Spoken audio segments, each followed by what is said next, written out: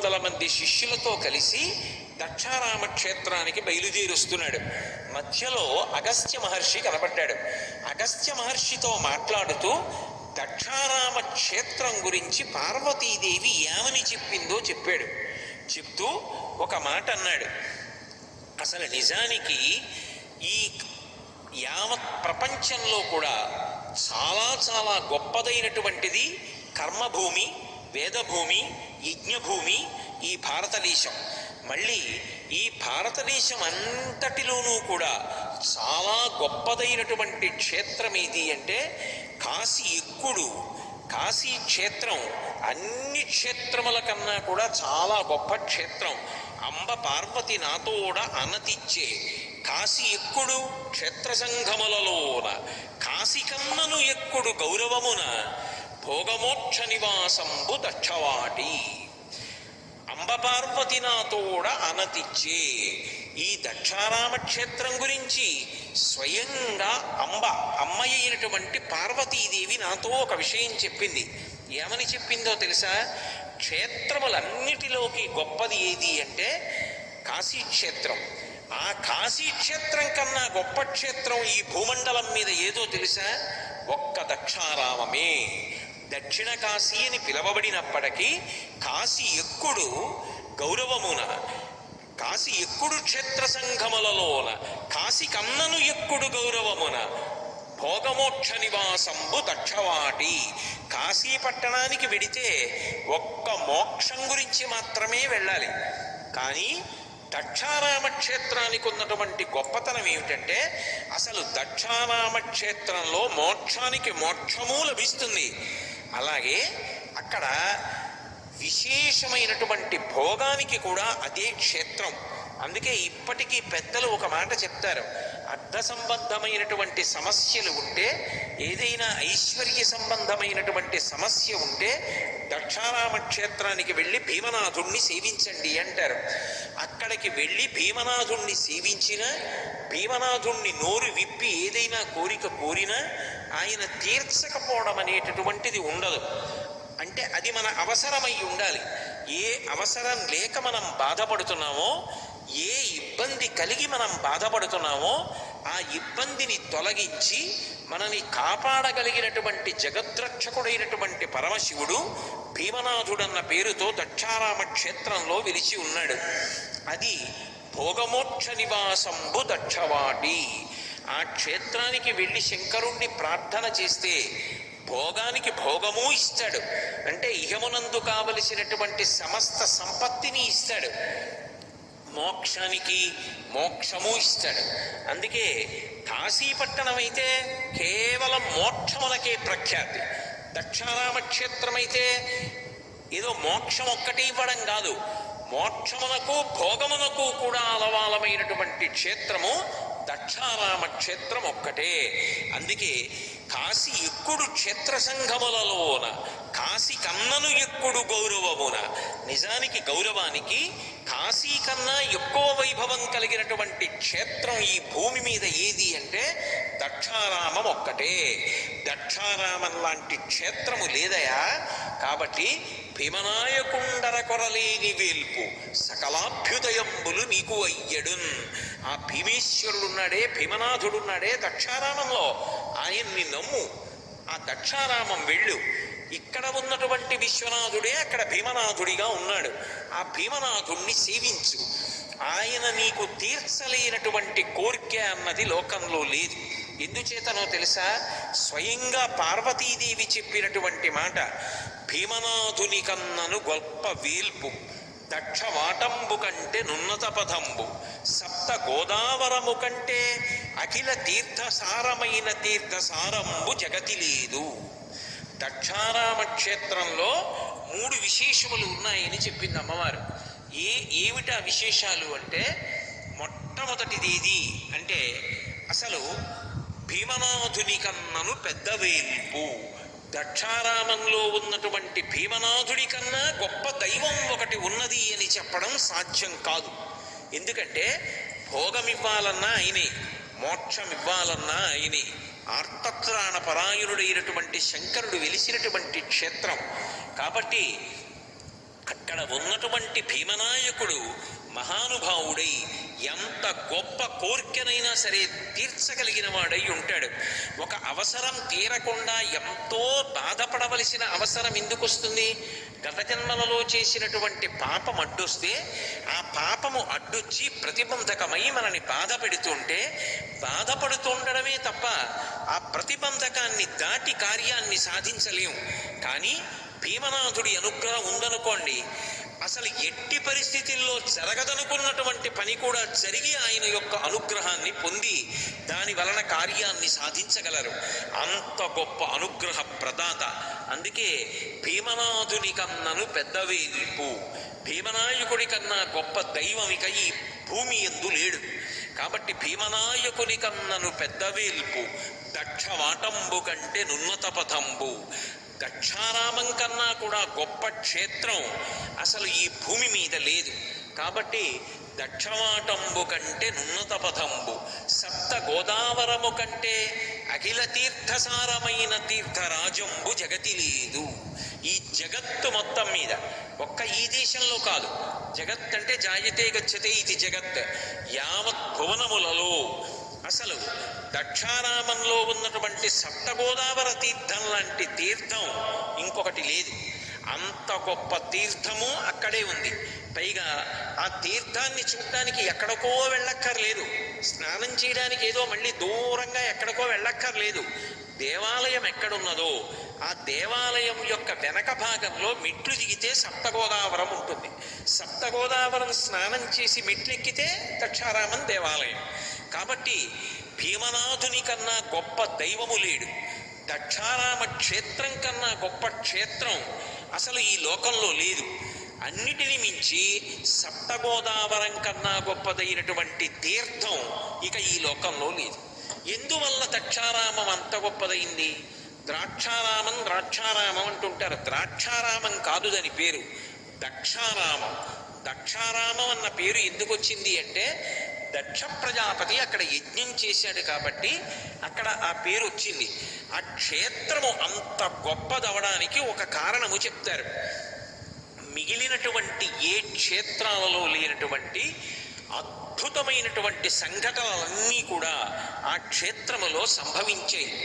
ఎందుచేత అంటే ఆ క్షేత్రంలో దక్షుడు యజ్ఞం చేశాడు. యజ్ఞం చేసినప్పుడు లోకంలో ఎక్కడా లేనటువంటి రీతిలో యజ్ఞం ఒక లేడి రూపాన్ని పొంది పారిపోయింది అక్కడి నుంచి. అసలు యజ్ఞం జరుగుతుంటే యజ్ఞం లేడి రూపాన్ని ధరించి పారిపోవడం అనేటటువంటిది లోకంలో ఎక్కడా జరగలేదు. ఒక్క దక్షారామంలోనే ఇర్రి రూపము దాల్చి, లేడి రూపం దాల్చి పారిపోయింది. ఎందుకు పారిపోవలసి వచ్చింది అంటే ఒకానొకప్పుడు దక్ష ప్రజాపతి యొక్క ఆరామం, అక్కడ దక్ష ప్రజాపతి నివాసం చేస్తూ ఉండేవాడు. ఆయనకి ఒక కోరిక కలిగింది. పార్వతీదేవి అంటే అమ్మవారు తరువాతి అవతారంలో ఆవిడ పార్వతి అయింది. ఆ తల్లి జగదంబ నాకు కుమార్తెగా రావాలి అని కోరుకున్నాడు. ఎవరు కుమార్తెగా రావాలని కోరుకున్నా కూడా ఆ తల్లి అనుగ్రహిస్తుంది కాబట్టి కుమార్తెగా వస్తుంది. అలాగే వచ్చింది దక్ష ప్రజాపతికి. ఎంతమందికైనా కుమార్తెగా వస్తుంది, కానీ మహాపతివ్రత అయినటువంటి ఆ తల్లికి మాత్రం అన్ని అవతారముల యందు భర్త మాత్రం ఒక్కడే, భర్త మాత్రం పరమేశ్వరుడే. ఎంతమంది పురుషులైనా ఆమెని కుమార్తెగా రమ్మని కోరవచ్చు, కానీ నేను పురుషుణ్ణన్న భావనతో అమ్మవారి దగ్గర వేరొక భావనతో కానీ నిలబడ్డా వెంటనే శివే శృంగారార్ద్ర తదితరజనే కుత్సనపర అంటారు శంకరాచార్యులు వారి సౌందర్యలహరిలో. అమ్మవారి కళ్ళు ఎర్రపడతాయిట, కోపం వస్తుంది ఆవిడికి. నేను పురుషుణ్ణన్న భావనతో అమ్మవారి దగ్గర నిలబడకూడదు, అమ్మా నేను నీ కుమారుణ్ణమ్మా అని మాతృభావన చేసి అమ్మవారి దగ్గర నిలబడాలి. ఒకప్పుడు దక్ష ప్రజాపతి కోరుకున్నాడు, అమ్మా నువ్వు నాకు కుమార్తెగా రావాలమ్మా అన్నాడు. కాబట్టి వెంటనే ఆవిడ అనుగ్రహించి తప్పకుండా నేను నీకు కుమార్తెగా వస్తాను అని ఆ తల్లి దక్షుడికి కుమార్తెగా వచ్చింది. దక్షుడికి కుమార్తెగా వచ్చింది కనుక దాక్షాయణి అనేటటువంటి పేరు పొందింది. దాక్షాయణి అన్న పేరుతో అమ్మవారే స్వయంగా కుమార్తెగా వచ్చి దక్ష ప్రజాపతిని అనుగ్రహించినప్పటికీ ఆమె పాతివ్రత్యం చేత శంకరుడికే ఇల్లాలు, అందుకని శంకరుడికి ఇల్లాలైంది. కానీ తరువాతి కాలంలో దక్ష ప్రజాపతికి పరమశివుని యందు వైముఖ్యం పెరిగింది. ఆ వైముఖ్యం పెరిగిపోయినటువంటి కారణం చేత శివుడికి హవిస్సు లేకుండా నిరీశ్వర యాగం చెయ్యాలి అని సంకల్పం చేశాడు. చేసి అసలు శంకరుడికి హవిస్సు ఇవ్వను, హవిస్సు లేని యజ్ఞం చేస్తానని ఆ దక్షారామంలోనే ఒక గొప్ప యజ్ఞాన్ని సంకల్పం చేసి చెయ్యడం మొదలుపెట్టాడు. ఆ యజ్ఞం చూడడానికి రమ్మని ఋషుల్ని దేవతల్ని ఆహ్వానించాడు. వాళ్ళందరూ కూడా వెళ్ళకపోతే దక్ష ప్రజాపతి శపిస్తాడేమోనని భయపడి బయలుదేరి వెడుతున్నారు. పార్వతీదేవి చూసింది. లోకం ఎప్పుడైనా దారి తప్పుతోందనుకోండి, శంకరుడి పట్ల పాటించవలసినటువంటి మర్యాదని పాటించలేదనుకోండి, ఆమె శివుణ్ణి రుద్రుణ్ణి చేస్తుంది. ఆయనకి కోపం తెప్పించి లోకాన్ని శిక్షింపచేసి మళ్ళీ దారిలో పెడుతుంది. అందుకని ఆవిడ అంతఃపురం యొక్క మేడ మీద నిలబడి చూస్తూ ఉండగా ఈ దేవతలు, మునులు, ఋషులు అందరూ కూడా యజ్ఞానికి వెడుతున్నారు. ఆమె చకచకా కిందకి దిగి వచ్చి శివుడి దగ్గరికి వెళ్ళి ఒక మాట చెప్పింది. కావున ఆయజ్ఞమునకు ఈ విభుదగణంబులర్ది ఏగెదరదిగో దేవా, మనమిప్పుడతటికి పోబలనను కోర్కె నాకు పుట్టెడు అభవా అంది. అభవా అంటే ఓ శివ, అదిగో ఆ ఆకాశ మార్గంలో దేవతలు, ఋషులు మొదలైనటువంటి వాళ్ళందరూ కూడా నా తండ్రి అయినటువంటి దక్ష ప్రజాపతి చేస్తున్నటువంటి యజ్ఞం చూడడం కోసం వెళ్తున్నారు. నాకు కూడా అదిగో ఆ యజ్ఞం చూడాలని కోరికగా ఉంది. అందుకని నేను కూడా యజ్ఞానికి వెడతాను. అయితే నిన్ను నన్ను పిలవలేదుగా, పిలవకుండా ఎందుకెడతావు అంటావేమో శివ. అనయము పిలువక యుండంచన అనుచిత మందువేని జనక గురు సుహృత్ జననాయక గేహములకు చనుచుందురు పిలవకున్న సజ్జనులధిపా అంది. పిలవకపోయినా నలుగురి ఇంటికి వెళ్ళవచ్చు. తండ్రి గారి ఇంట్లో శుభకార్యం జరుగుతుంటే పిలుపక్కర్లేదు, కూతురు అల్లుడు వెళ్ళవచ్చు. గురువు గారి ఇంట్లో ఏదైనా శుభకార్యం జరుగుతుంటే ప్రత్యేకంగా పిలవక్కర్లేదు, వెళ్ళవచ్చు. సుహృత్ అంటే మంచి స్నేహితుడి ఇంట్లో శుభకార్యం జరుగుతుంటే పిలవక్కర్లేదు. అలాగే రాజ్యాన్ని పరిపాలించేటటువంటి రాజుగారి ఇంట్లో శుభకార్యం జరుగుతున్నప్పుడు పిలవక్కర్లేదు, వెళ్ళవచ్చు. ఈ 4 కారణములకు వెళ్ళవచ్చు. నా తండ్రి కాబట్టి దక్ష ప్రజాపతి ఇంటికి వెళ్ళవచ్చు, కాబట్టి నేను వెడతాను అంది. ఆయన అన్నాడు, నువ్వు వెడితే నాకు అభ్యంతరం లేదు, కానీ కుటిల బుద్ధులైన కుజునుల ఇంట్లకు ఆర్యులేగవారనాదరమున వమలు మొడులు వేచి భూరి రోషాక్షులై చూతురదియుకాక సుదతి వినుము. చాలా దుష్టమైనటువంటి స్వభావం కలిగినటువంటి వారు వాళ్ళింటికి ఎవరైనా వెడితే వాళ్ళ మనసులో అవతల వారంటే ఇష్టం లేదు కనుక వాళ్ళు వచ్చినటువంటి వాళ్లతో ప్రేమతో మాట్లాడరు. కోపంతో ఇలా కనుబొమలు ముడివేసి యువతల వాళ్ళని చూస్తారు, పలకరించరు. అలా పలకరించకపోతే ఆ వెళ్ళినటువంటి వాళ్ళకి చాలా అవమానంగా ఉంటుంది. నా మాట విను పార్వతి, నిజానికి దక్ష ప్రజాపతి యొక్క కుమార్తెలందరిలోకి దక్షుడికి నువ్వంటేనే ఇష్టం. కానీ ఇవాళ నా మీద దక్షుడు చాలా కోపం పెట్టుకున్నాడు. నువ్వు నా భార్యవి, అందుకే నిన్ను చూడగానే నేను జ్ఞాపకానికి వస్తాను. నిన్ను పలకరించడు, 10 మందిలో అవమానిస్తాడు. కాబట్టి నా మాట విను, నువ్వు వెళ్ళవద్దు ఆ యాగానికి అన్నాడు. కాదు, నేను వెడతానంది అమ్మవారు. భర్త మాట కాదని అమ్మవారు వెడుతుందా? నిజంగా ఆవిడ ఎందుకు వెడుతుంది అంటే ఒక్క కారణానికి వెడుతోంది. శంకరుడి విషయంలో దారి తప్పి తప్పు చేస్తున్నాడు. తండ్రి అయినా సరే దక్ష ప్రజాపతి కొడుకుతో సమానమే తత్వంలో.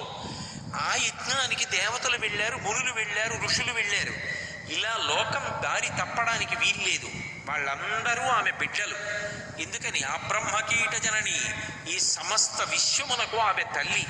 తండ్రి పట్ల వాళ్ళు తప్పుగా ప్రవర్తిస్తుంటే ఆయనకి కోపం తెప్పించి వాళ్ళకి శిక్ష వేయించి వాళ్ళని మళ్ళీ సరైనటువంటి మార్గంలో నడిచేటట్టుగా చెయ్యాలి ఆవిడ. అందుకే శంకరుడిని నేను వెళ్ళి తీరాలి యజ్ఞానికి అని చెప్పి ఆ తల్లి బయలుదేరి దక్షారామ క్షేత్రానికి వచ్చింది. అక్కడే దక్షుడు యజ్ఞం చేస్తున్నాడు.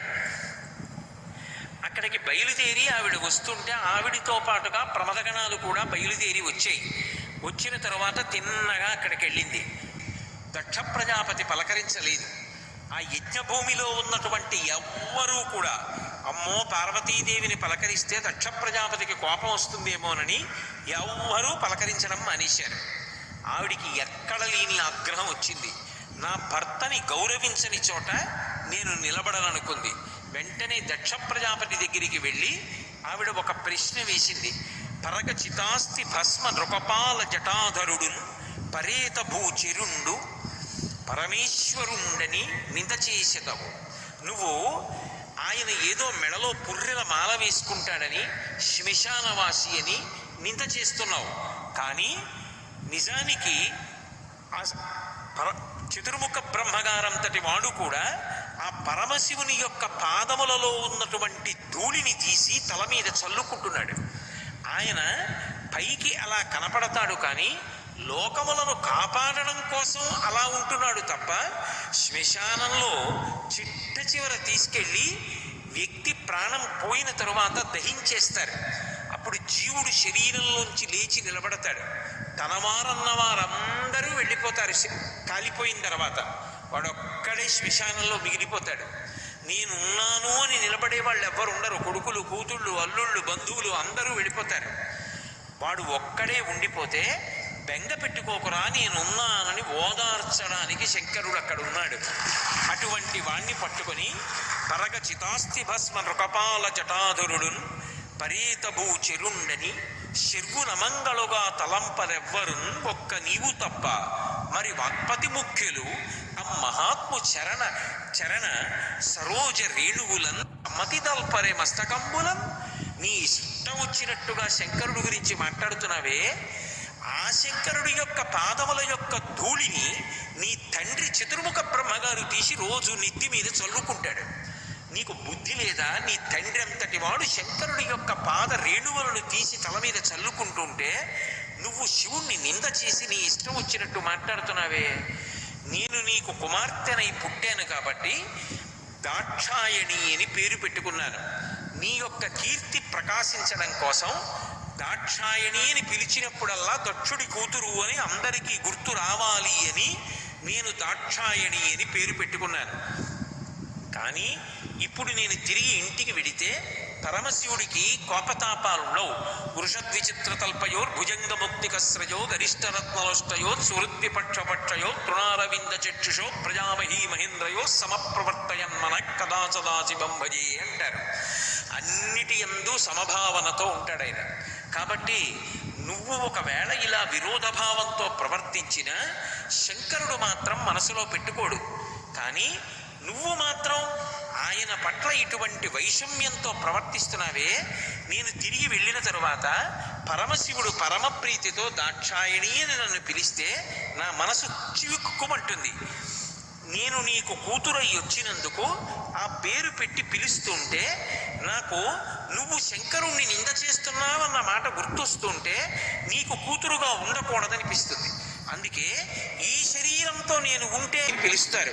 అందుకని ఇక నేను ఈ పేరుతో ఈ భూమి మీద ఉండను అని ఆమె ప్రతిజ్ఞ చేసింది. ప్రతిజ్ఞ చేసి నరుడు అజ్ఞానమునన్ భుజించిన జుగుప్సంబైన ఎన్నంబు సయ్యన వెళ్ళించి పవిత్రుడైన గతి దుష్టాత్ముండవై ఈశ్వరున్ అఘను నిందించిన నీ తనూభవ యనంగా ఓర్వ హేయభాజనమైన శరీరమున్ విడిచి భాస్వచ్యుద్ధి ప్రాపించదన్. మనుష్యుడు తెలియక ఏ బల్లి పడినటువంటి పులుసులో పోసుకుని అన్నం తినేసినా చాలా బాగుంది చాలా బాగుందని పులుసు గరిటెతో తీసుకుని అన్నంలో పోసుకుని తినేసి ఆఖరణ పులుసు కొద్దిగా మిగిలితే గరిటెతో ఇలా తీస్తే అందులో చనిపోయిన పెద్ద బల్లి ఉందనుకోండి, రుచిగా ఉంది పులుసు అని చెప్పి నేను తిన్నానని కడుపులో ఉంచుకుంటాడా? కంఠంలో వేలు పెట్టుకుని మరీ కక్కు తెచ్చుకుని కడుపులో ఉన్న పదార్థాన్ని కక్కేస్తాడే.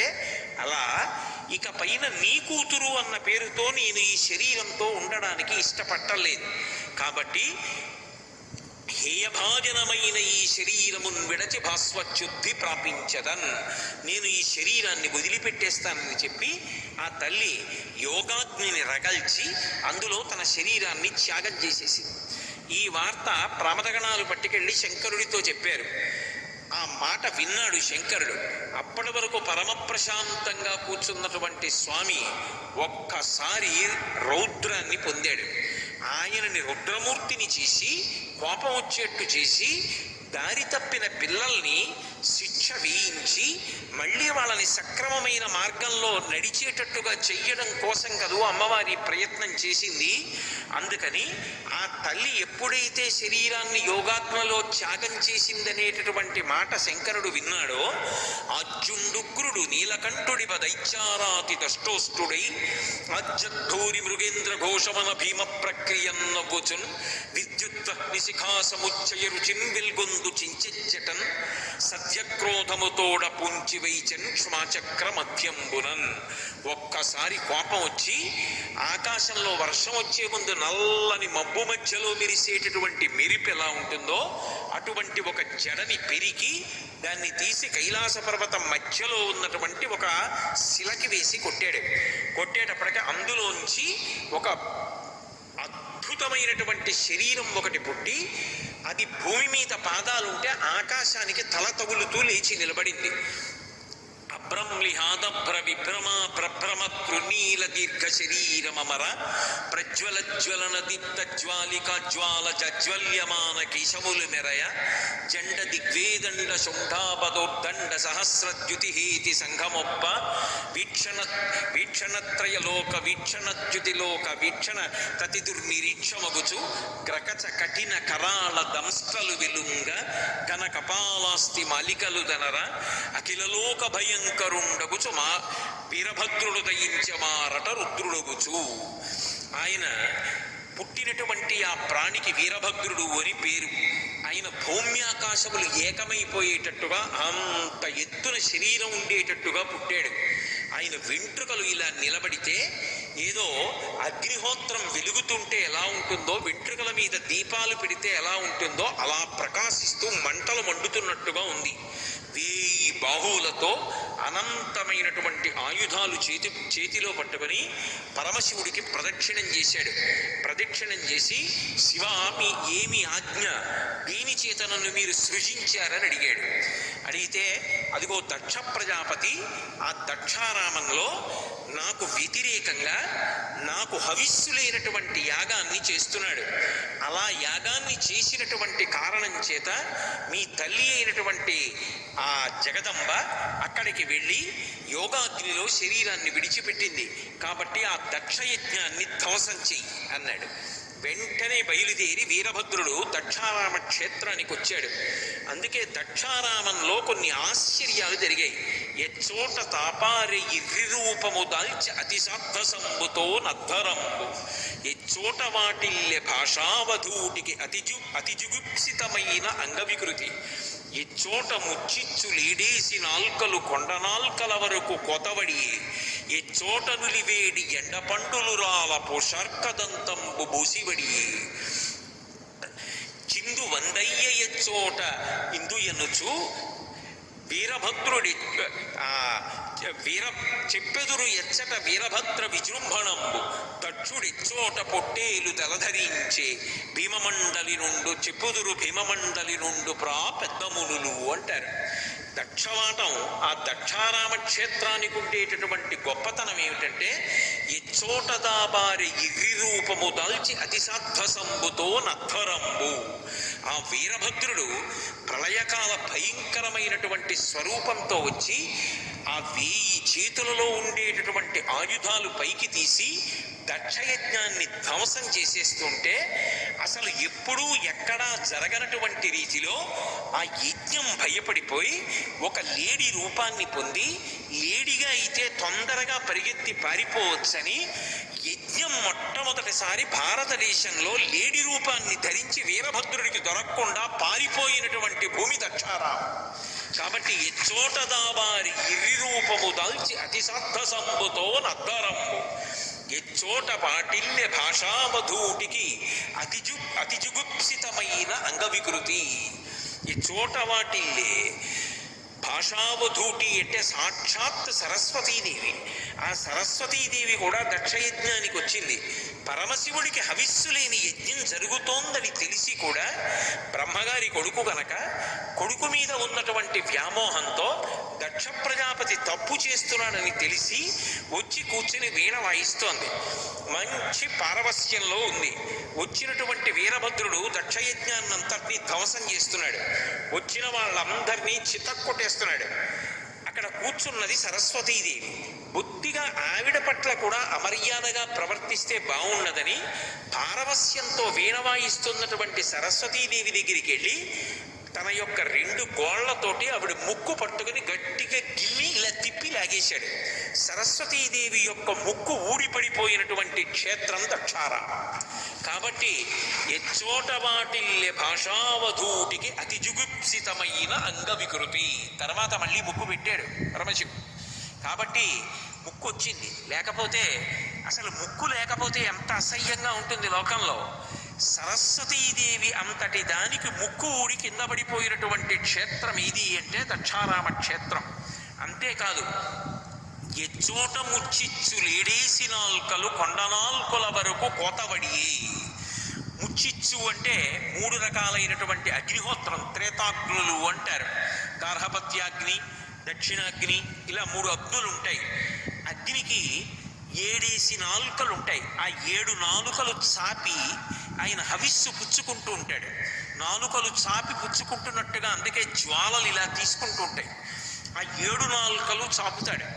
ఆ దక్ష యజ్ఞంలో మరి 3 వేదికల మీద త్రేతాగ్నులు ఉన్నాయి. ఉండి స్వాహ అంటూ అక్కడ ఇస్తున్నటువంటి ఆ హవిస్సుని, ఆజ్యాన్ని అగ్నిహోత్రుడు నాలుకలు చాపి పుచ్చుకుంటున్నాడు. చూశాడు వీరభద్రుడు.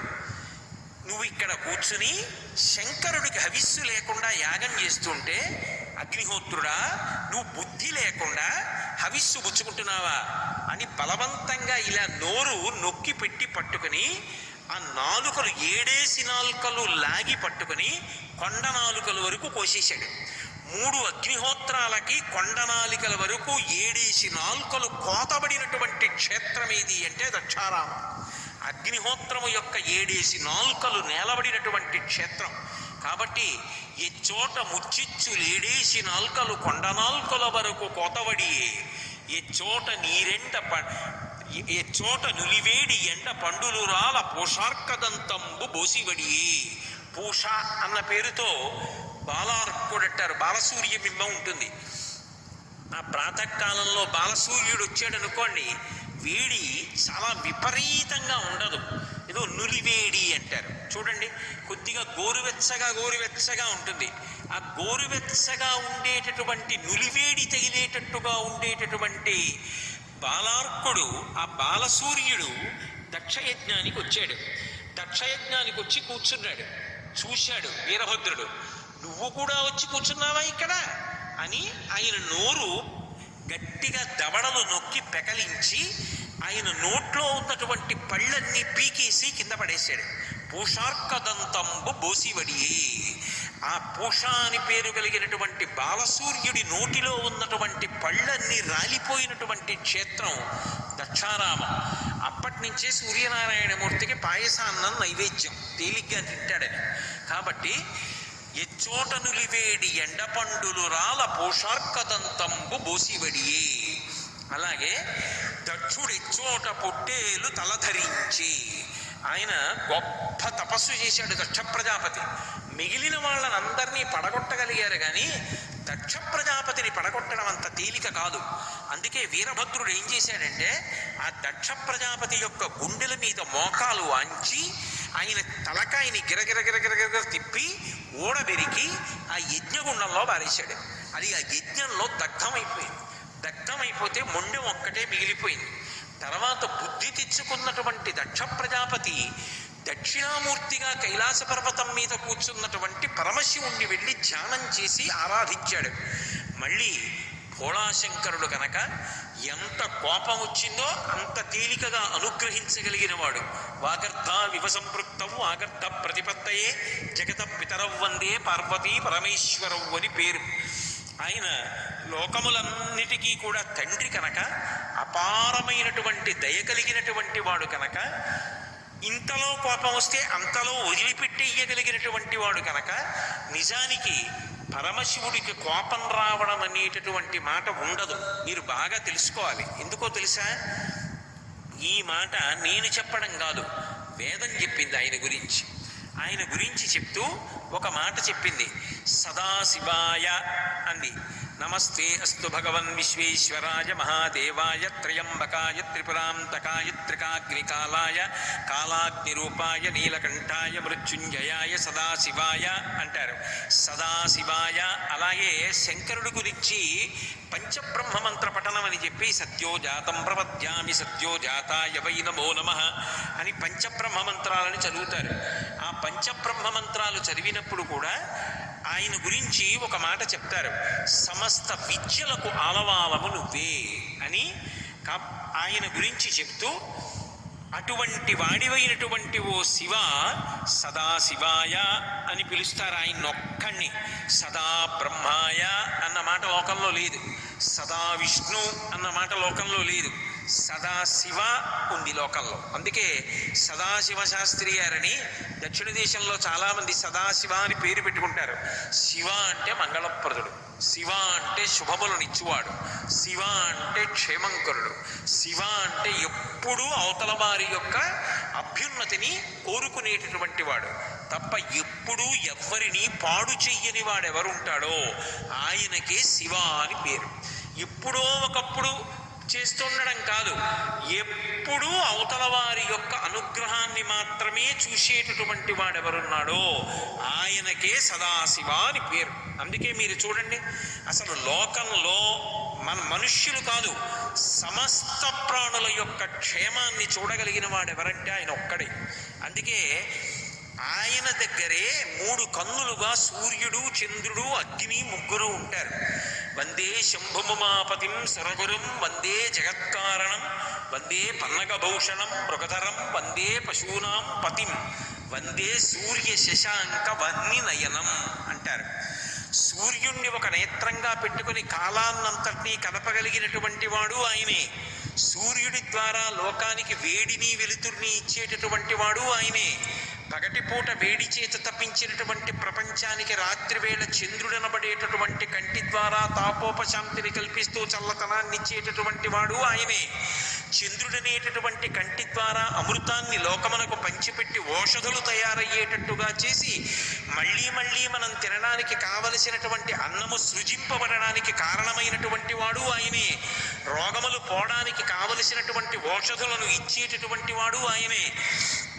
మనం అన్నం వండుకు తినడానికి కావలసినటువంటి అగ్నిహోత్రాన్ని కానీ, ధర్మచక్రం తిరగడానికి యజ్ఞం చేసి యజ్ఞంలో హవిస్సులు ఇవ్వడానికి కావలసినటువంటి అగ్నిగా యజ్ఞకుండంలో నిలబెట్టడానికి అవసరమైనటువంటి ఆ మహానుభావుడైనటువంటి హవ్యవాహనుణ్ణి ఇచ్చినటువంటి వాడు కానీ, పితృకర్మ చేసినప్పుడు కవ్యాన్ని ఇవ్వడం కోసమని చెప్పి అగ్నిని మనకి అందించినటువంటి వాడు కానీ, ఈ 3 రకాలైనటువంటి అభ్యున్నతులను అగ్ని రూపంగా మనకి అనుగ్రహిస్తున్నవాడు కానీ పరమశివుడే. అందుకే ఆయన శివ అంటే ఎప్పుడూ మంగళములను చేస్తుండేటటువంటి వాడు, ఎప్పుడూ శుభములను మాత్రమే చేస్తుండేవాడు తప్ప అసలు అశుభమం చెయ్యడం అనేటటువంటి మాట తెలియనటువంటి వాడెవరో ఆయనని శివ అంటారు. అటువంటి శివ ఎప్పుడూ చేసేవాడు కాదు, ఎప్పుడూ శివ. అందుకని సదాశివ. సదాశివుడికి కోపం ఉండదు. కానీ మరి కోపం ఎందుకు వచ్చింది అంటే లోకాన్ని నిగ్రహించడానికి కోపం వచ్చినట్టు నటిస్తాడు. నాన్నగారు లేని కోపం తెచ్చిపెట్టుకుని కోపాన్ని నటించి పిల్లల్ని ఒక మార్గంలో పెట్టినట్టే శంకరుడు కూడా అవసరాన్ని బట్టి ఒక్కొక్కసారి కోపాన్ని నటిస్తాడు. అందుకే ఈశాన సర్వ విద్యానాం ఈశ్వర సర్వభూతానాం బ్రహ్మాధిపతి బ్రహ్మణోధిపతి బ్రహ్మ శివోమే అస్తు సదాశివోం. నువ్వు సదాశివుడవయా అని వేదం కీర్తించింది అయింది. అటువంటి సదాశివుడైనటువంటి పరమాత్మకి నిజంగా కోపం వచ్చేటటువంటి అవకాశం ఉండదు. కానీ లోకానికి ఒక పాఠం నేర్పుతూ ఉంటాడు. అందుకే ఆ వీరభద్రుడు వచ్చి ఆ దక్ష ప్రజాపతి యొక్క తలని గిరగిర తిప్పి కంఠం నుంచి ఊడబెరికి అగ్నిహోత్రంలో పడేసి దగ్ధం చేసేశాడు. దగ్ధం చేసేస్తే యజ్ఞం పూర్తిగా జరగడం ఆగిపోయిన తరువాత మళ్ళీ వెళ్ళి దక్షిణామూర్తిగా కూర్చున్నటువంటి శంకరుడి దగ్గర దక్ష ప్రజాపతి యొక్క జీవుడు ఏడ్చి క్షమాపణ చెప్పి ప్రార్థన చేస్తే అనుగ్రహించి గొర్రె యొక్క తలకాయని నీకు ఇస్తున్నానయ్యా, ఇక పైన గొర్రె తలకాయ పెట్టుకో అని అనుగ్రహించాడు. అందుకే దక్షుడిచ్చోట పొట్టేలు తలధరించే.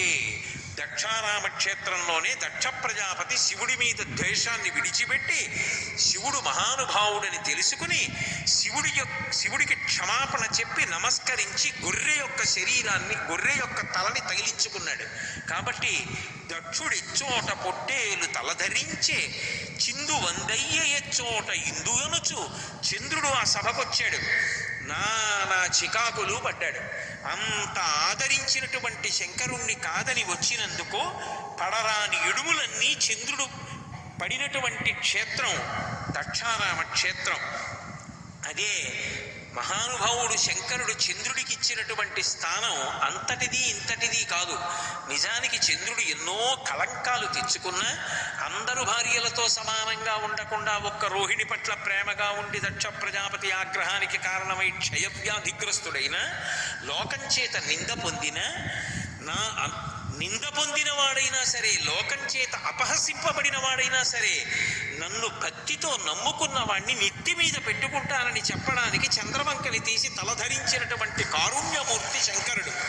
అటువంటి కారుణ్యమూర్తిని విడిచిపెట్టి దక్షయజ్ఞానికి తగుదునమ్మా అని వెళ్ళినందుకు పడరాని ఇడుములు పడ్డాడు వీరభద్రుడి చేతిలో. కాబట్టి చిందు వందయ్య ఎచ్చోట ఇందు అనుచు చెప్పుదురు వీరభద్ర విజృంభణంబు. ఆ వీరభద్రుని యొక్క విజృంభణ ఉందే, ఇంత మందిని ఆయన దారిలోకి తీసుకొచ్చి దక్షయజ్ఞంలో ఇంత మందిని అలా ఇలా కాకుండా హింస పెట్టినటువంటి క్షేత్రం ఏదున్నదో, శంకరుడు వీరభద్రుడి ద్వారా లోకాన్ని మళ్ళీ దారిలోకి తెచ్చినటువంటి క్షేత్రం ఏదున్నదో అది దక్షారామం. అందుకే చిందు వందయ్య ఎచ్చోట ఇందు ఎనుచు చెప్పుదురు వీరభద్ర విజృంభణంబు భీమమండలి నుండు ప్రాపెద్దములు. ఆ భీమమండలిలో దక్షారామంలో ఉండేటటువంటి పెద్ద పెద్ద మునులందరూ కూడా దక్షారామం యొక్క వైభవం గురించి అన్ని విశేషాలు జరిగినటువంటి క్షేత్రము అని అంత గొప్పగా చెప్తారు. లోకంలో ఎక్కడైనా ఏదైనా ఒక క్షేత్రంలో ఒక అద్భుతమైనటువంటి ఉత్సవం జరుగుతోందనుకోండి, సాధారణంగా ఉత్సవం జరుగుతున్నటువంటి సమయంలో దేవతలు కానీ ఋషులు కానీ ఆ క్షేత్రంలో ఉన్నటువంటి స్వామి యొక్క దర్శనం కోసమని వస్తారు. కానీ దక్షారామంలో మాత్రం ఒక అద్భుతం ఉంది. దక్షారామ క్షేత్రంలో మాత్రం మిగిలిన ఏ క్షేత్రాల కన్నా భిన్నమైనటువంటి స్థితి ఉంటుంది. మహాశివరాత్రి వచ్చిందనుకోండి, పార్వతీ కళ్యాణం జరుగుతోందనుకోండి, కార్తీక పౌర్ణమి నాడు జ్వాలాతోరణం జరుగుతోందనుకోండి, ఇటువంటి ఉత్సవాలు దక్షారామ క్షేత్రంలో జరుగుతున్నాయి అనుకోండి, ఇప్పటికీ తపశ్శక్తి కలిగినటువంటి వారికి కనపడుతుంటే దక్షారామ క్షేత్రంలో కల్లు గల్లని రత్న కంకణంబులు బ్రోయ గంధవాహనుయాలు కసవును లక్ష్మి కింగేలి లీలారవిందమ్మున కలయంపి చిలికించు కమ్మతేనే. అలాగే ఆకాశగంగయు తామ్రపర్ణియు కలిసి వలిముత్యముల రంగ వల్లి తీర్చు అధివాసనము చేయు యముని సిద్ధాంతంబు ధూమోర్ణ మహిసాక్షి ధూమగటిక సప్త పాతాళ నాగేంద్ర చంద్రముఖులు మణిమయ దీపస్తంభములగుదురు సోమమకుటిని గారాపు జ్యోటి అయిన దక్షవాటిక మహోత్సవములందు. ఆ దక్షారామంలో గొప్ప గొప్ప ఉత్సవాలు జరుగుతున్నప్పుడు గొప్ప అద్భుతాలు జరుగుతాయిట. ఆ తేజస్సు కలిగినటువంటి వాళ్ళు, అటువంటి భక్తి కలిగినటువంటి వాళ్ళు దక్షారామ క్షేత్రంలో దీన్ని కన్నులతో చూస్తారు అని చెప్తారు పెద్దలు. కల్లు గల్లని రత్న కంకణంబులు బ్రోయ గంధవాహనుయాలు కసవునూర్చు. దక్షారామ క్షేత్రంలో ఉత్సవాలు జరుగుతున్నటువంటి రోజులలో తెల్లవారుజామున దేవాలయం తెరవడానికి ముందే వాయుదేవుని యొక్క భార్య వచ్చి చేతి యొక్క కంకణములు రత్నములతో కూడుకున్నవి కల్లు కల్లుమని చప్పుడవుతుండగా ఆ క్షేత్రాన్నంతటినీ కూడా చీపురు పట్టుకు తుడుస్తుందిట. నమస్తే వాయో త్వమేవ ప్రత్యక్షం బ్రహ్మాసి అని పిలుస్తారు. పరబ్రహ్మంగా కీర్తించబడేటటువంటి వాయుదేవుని యొక్క ఇల్లాలు చేతి కంకణములు కల్లు కల్లు తుండగా వచ్చి అక్కడ ఉన్నటువంటి కసము అంటే మాలిన్యాన్నంతటినీ కూడా తుడుస్తుందిట. కాబట్టి కల్లు గల్లని రత్న కంకణములు బ్రోయ గంధవాహనుయాలు కసవు నూర్చు లక్ష్మి కింగేలి లీలారవిందమ్మున కలయంపి చిలికించు కమ్మతేనే. ఆ వాయుదేవుని యొక్క భార్య వచ్చి ప్రాంగణాన్నంతటినీ తుడిచేసే వరకు లక్ష్మీదేవి అలా నిలబడుతుందట. సాధారణంగా ఎక్కడైనా ఏదైనా ఉత్సవం జరుగుతుంటే చాలా చాలా గొప్ప సేవగా ఏం చేస్తామంటే ఆవు పేడ తీసుకొచ్చి నీళ్లలో కలిపి కళాపి అని ఆ పేడ నీళ్లు తీసుకెళ్లి కళాపి చల్లుతారు, చల్లి ముగ్గులు పెడతారు. ఒక్క దక్షారామ క్షేత్రంలో ఉండేటటువంటి వైభవం ఏమిటో తెలుసా? లక్ష్మీదేవి ఎప్పుడూ కూడా లీలారవిందము అంటారు. లీలగా ఇలా చేతిలో తామర పువ్వుని పట్టుకుంటుంది. లేదు, మీరు చూసుంటారు, ఇలా పట్టుకుంటుంది రెండు పద్మాల మొగ్గలు. ఆ పట్టుకున్నటువంటి మొగ్గలు విచ్చుకున్న తర్వాత మరి సూర్యబింబం కిరణములను విడిచిపెట్టడం మొదలు పెట్టగానే పద్మం వికసిస్తుంది కదూ. అది లక్ష్మీదేవి చేతిలో ఉన్నటువంటి తామర పువ్వు. దాని నిండా తేనె ఉంటుంది. స్వయంగా లక్ష్మీదేవి ఆ తామర పువ్వులో ఉన్నటువంటి తేనె చేత్తో తీసి కలాపి చల్లుతూ దక్షారామ క్షేత్రాన్నంతటినీ శుద్ధి చేస్తుంది. కాబట్టి కల్లు గల్లని రత్న కంకణమ్ములు బ్రోయ గంధవాహనుయాలు కసవు నూర్చు లక్ష్మి కింగేలి లీలారవిందమ్మున కలయంపి చిలికించు కమ్మతేనే. అంతేకాదు, తామ్రపర్ణియుతాను తారాపదగంగ వలిముత్యముల రంగ వల్లి తీర్చు. తారాపదగంగా ఆకాశగంగా భూమి మీద ఉన్నటువంటి తామ్రపర్ణి నదితో కలిసి వచ్చి ఇద్దరూ కలిసి స్త్రీ స్వరూపాలు పొంది ఆ వచ్చినప్పుడు మంచి ముత్యాలు తీసుకొచ్చి మంచి ముత్యాలతో దక్షారామ క్షేత్రంలో గుడి చుట్టూ ముగ్గులేస్తారట. ఎవరు? ఏ భూమి మీద ఉన్నటువంటి గంగలో స్నానం చేసినంత మాత్రం చేత పాప పంకిలమంతా నశించిపోతుందో అటువంటి గంగే అంత గొప్పదైతే ఆకాశగంగా తామ్రపర్ణి ఈ రెండు నదులు కూడా స్త్రీ రూపాలు పొంది మంచి ముత్యములు తీసుకొచ్చి మంచి ముత్యములతో ముగ్గులు పెడతాయిట. కాబట్టి తామ్రపర్ణియుతాను తారాపదగంగా వలిముత్యముల రంగ వల్లి తీర్చు. అలాగే అధివాసనము చేయు యముని శుద్ధాంతంబు ధూమోర్ణ మహిషాక్షి ధూమఘటిక. పరమశివుని యొక్క క్షేత్రంలో ధూపం వేస్తూ ఉంటారు. ఆ ధూపం వేయడం కోసం యమధర్మరాజు గారి యొక్క భార్య, ఆవిడ పేరు ధూమోర్ణ, ఆవిడ దున్నపోతునికి వస్తుందిట క్షేత్రానికి. దక్షారామ క్షేత్రానికి వచ్చి, అయ్య బాబోయ్, మా ఆయనకు కూడా ఆయుర్దాయం ఇచ్చినవాడు ఆయనే. ఒకానొకప్పుడు మార్కండేయుడు జూలికెడితే ఎడమకాలెత్తి మా ఆయన గుండెల మీద తంతే యమధర్మరాజు అంతటి వాడు ప్రాణాలు విడిచిపెట్టేశాడు. వక్షస్థాడనమంత కస్య కఠినాపస్మార సంవర్ధనం బొభృద్భగ్యటనం నమచ్చురచిర కోటీర సంఘర్షణం కర్మేదం మృదులస్య తావక పద ద్వంద్వస్య గౌరీపతే మచ్చేతో మణిపాదుకా విహరణం శంభో సదాంగీకురు అంటారు శివానంద లహరిలో శంకరాచార్యుల వారు. యమధర్మరాజు గారి యొక్క పేరు చెప్పేటప్పటికీ మిగిలిన ప్రాణులన్నీ గడగడలాడిపోతాయి.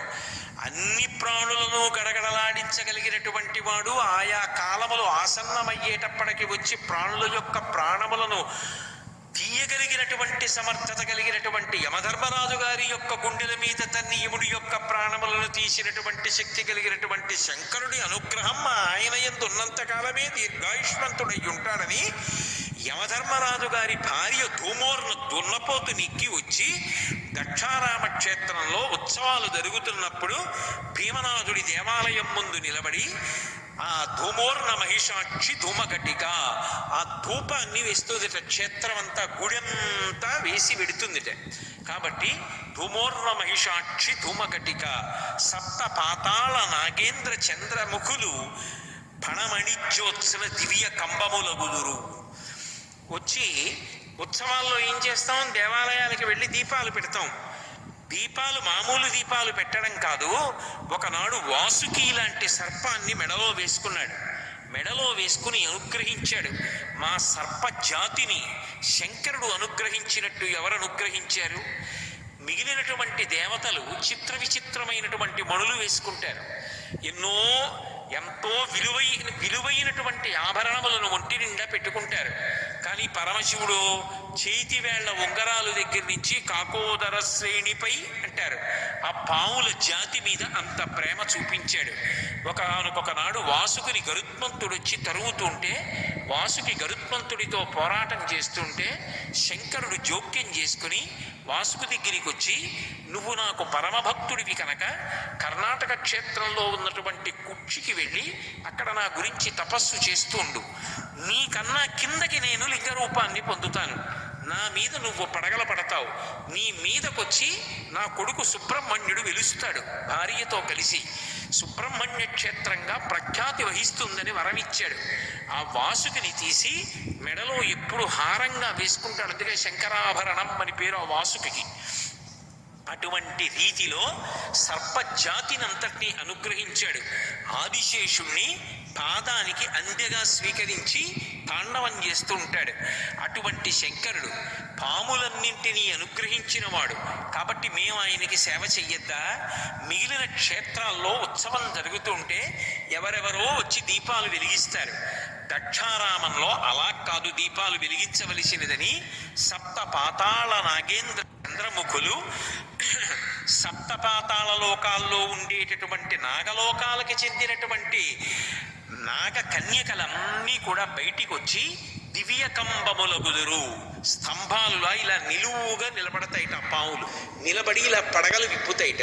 ఆ పడగలు విప్పితే పడగల మీద ఉన్నటువంటి మణుల యొక్క కాంతులు దీపాలుగా ప్రకాశిస్తుంటే అంత పొడుగున ఉన్నటువంటి ఆ భీమనాథ లింగానికి చుట్టూ నాగకాంతలు నిలబడి పడగలు విప్పితే ఆ పడగల మీద ఉన్నటువంటి మణుల కాంతులతో ఆయనకి వెలుతురులో దర్శనమయ్యేటట్టుగా చూసి నమస్కరిస్తాయిట. అలా నిలబడి నాగకాంతలందరూ పణమణిజ్యోత్సన దివ్య కంబముల గుదురు తమ రత్నముల కాంతులతో ఆయనకి నీరాజనాలు ఇస్తారట. సోమమకుటిని గారాబు జూటి అయినా పరమశివుడికి అత్యంత గారాభం కలిగినటువంటి ఇల్లాలైనటువంటి దక్షవాటికా క్షేత్రమునందు దక్షారామ క్షేత్రంలో మహోత్సవములందు ఉత్సవం జరుగుతుంటే భీమనాథుడికి అంత వైభవం జరుగుతుంది. మామూలుగా మిగిలిన క్షేత్రాల్లో జరిగేటటువంటి వైభవం ఒకలా ఉంటుంది. ఒక్క దక్షారామంలో భీమనాథుడు అనుభవించేటటువంటి వైభవం ఒకలా ఉంటుంది. దానితో సమానమైనటువంటి భోగాన్ని మీరిక ఏ క్షేత్రంలో చూడరు. అంత గొప్ప భోగం అనుభవించేవాడెవరు అంటే ఒక్క భీమనాథుడు మాత్రమే అనుభవిస్తాడు. అందుకే భోగమోక్ష నివాసంబు దక్షవాటి. లోకంలో మీరు ఎక్కడైనా శివాలయాన్ని చూడండి, ఏదో ముఖమంటపం ఉంటుంది, అర్ధమంటపం ఉంటుంది, మహామంటపం ఉంటుంది, గర్భాలయం ఉంటుంది. గర్భాలయంలో శివలింగం ఉంటుంది, పైన ధారాపాత్ర ఉంటుంది. ధారాపాత్రలోంచి నీళ్లు పడుతుంటాయి. ఆ నీళ్లు పడుతుంటే శివలింగం అంతా కూడా తడుస్తూ ఉంటుంది. కానీ ఒక్క దక్షారామంలో ఉండేటటువంటి విచిత్రం ఏమిటో తెలుసా? దేవాలయం యొక్క అంతరాలయంలో లోపలికి వెళ్ళినప్పుడు అక్కడ ఉండడు. రాచనగరు అని మేడ మీద ఉంటాడు. అంతెత్తునుంటుంది శివలింగం. ఆ మెట్ల మించి ఎక్కి పైకెక్కి పైనుంచి చూడాలి. ఆ పైనుంచి చూస్తే ప్రదక్షిణం చేస్తుంటే 4 వైపుల నుంచి దర్శనమిస్తాడు. తెల్లటి లింగం ప్రకాశిస్తూ కనపడుతుంది. రాచనగరని రాచ మేడ మీద ఉంటాడు. అక్కడ నుంచి చూస్తూ ఉంటాడట. ఎంత భోగం అనుభవిస్తాడో తెలుసా? మిగిలిన క్షేత్రాలకి దక్షారామ క్షేత్రానికి ఎక్కడ పోలిక ఉండదుట. అంత భోగం అనుభవిస్తాడు. అంతగా అనుగ్రహప్రదాత అయి మోక్షమిస్తాడు.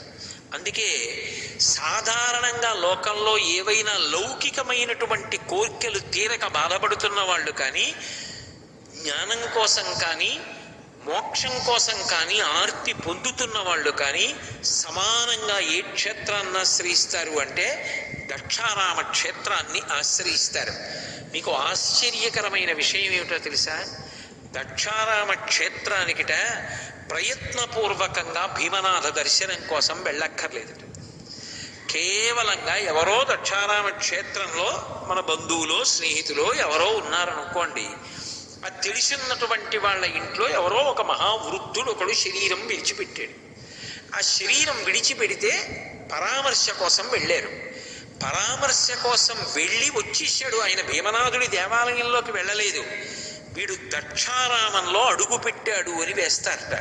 అది జీవుడి యాత్రలో ఒక మహాద్భుతమైనటువంటి పుణ్యంగా ప్రకాశిస్తుంది. మీకు విచిత్రం ఏమిటంటే, వారణాసి పట్టణంలో వారణాసి ఈ రెండు నదుల మధ్యలో ఉండేటటువంటి ప్రదేశమకే కాశీ అని పేరు, వారణాసి. అక్కడ మాత్రమే అంత్యకాలంలో శరీరం వదిలిపెడుతున్నటువంటి వాళ్ళకి తారకాన్ని ఉపదేశం చేస్తాడు శివుడు. కానీ దక్షారామంలో ఉన్నటువంటి గొప్పతనం ఏమిటో తెలుసా? అఖిల తీర్థ ప్రదేశంబులందు, అడవులందు, ఇండ్లయందు, యజ్ఞవాటంబులందు, భీమనాథేశు భూమియందు జీవులు శంభులగుదురు చచ్చినప్పుడు అన్నాడు. అఖిల తీర్థ ప్రదేశంబులందు, దక్షారామ క్షేత్రంలో ఉన్నటువంటి ఏ తీర్థ ప్రదేశం దగ్గరైనా సరే, అడవులందు, డొంకలు తుప్పలు అడవులు ఉన్నటువంటి ప్రదేశం దగ్గరైనా సరే, యజ్ఞవాటంబులందు, దక్షారామ క్షేత్రంలో యజ్ఞం జరుగుతున్నటువంటి ప్రదేశంలో కానీ, ఇండ్లయందు, ఇంట్లో కాలక్షేపం చేస్తూ దక్షారామంలో ఇల్లు కట్టుకుని దక్షారామంలో కాపురం చేస్తున్నాడు ఆయన. పెద్దవాడు అయిపోయాడు. ఒకనాడు దక్షారామంలో ఇంట్లో చనిపోయాడు. అలా ఇంట్లో చనిపోయిన ఆశ్చర్యం ఏమిటో తెలుసా?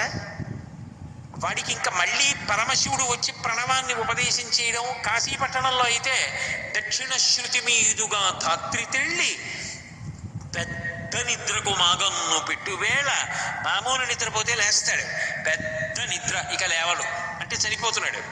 పెద్ద నిద్రకు మాగన్ను పెట్టువేళ పంచజనులకు తారక బ్రహ్మ విద్య అభవుడుపదేశమునరించునప్పుడు కాశీ. అప్పుడు ఉపదేశం చేసి తారక మంత్రాన్ని ఇక మళ్ళీ పుట్టవలసిన అవసరం లేని స్థితిని ఇస్తాడు. దక్షారామంలో ఏమిటోట తెలుసా? అసలు దక్షారామంలో ఇక శంకరుడు వచ్చి మళ్ళీ కొత్తగా తారకం చెప్పవలసినంత అవసరం కూడా ఉండదుట. కానీ చెప్తాడు అక్కడ కూడా, మధురంబగు తారక మంత్రరాజమున్, అక్కడ కూడా ఆయన అనుగ్రహం చేస్తాడు. చిత్రం ఏమిటంటే, దక్షారామ క్షేత్రంలో శరీరం విడిచిపెట్టినటువంటి వాడు శంకరుడి యొక్క రూపాన్ని పొంది వెళ్ళిపోతాడు వెంటనే. శంభులగుదురు చచ్చినప్పుడు, వాడు చచ్చి ఏమవుతాడంటే ఎవడైనా శవం అవుతాడు. ఒక్క దక్షారామంలో ఏమవుతాడంటే శివుడు అవుతాడు. అందుకని అఖిల తీర్థ ప్రదేశంబులందు, అడవులందు, ఇండ్లయందు, యజ్ఞవాటంబులందు జీవులు శంభులగుదురు చచ్చినప్పుడు. వాళ్ళు ఇలా ప్రాణం వదిలిపెట్టగానే శివస్వరూపాలై వెళ్ళిపోతారట. అంత గొప్ప స్థితిని ఎక్కడ అనుగ్రహిస్తాడు అంటే ఆ దక్షారామ క్షేత్రంలో అనుగ్రహిస్తాడు. అందుకే అంబ పార్వతీనాథోడ అనతిచ్చే కాశీ ఎక్కుడు క్షేత్ర సంఘములలోన, కాశికన్నను ఎక్కుడు వైభవమున, భోగమోక్ష నివాసంబు దక్షవాటి. భోగానికి భోగం కానీ మోక్షానికి మోక్షం కానీ దక్షవాటమే. ఆ దక్షారామ క్షేత్రం అంత అద్భుతమైన క్షేత్రం. మిగిలిన క్షేత్రాలకి దక్షారామ క్షేత్రానికి పరమశివుని యొక్క నివాసంలోనే చాలా గొప్ప భేదం ఉంటుంది. అసలు ఏమిటో తెలుసా?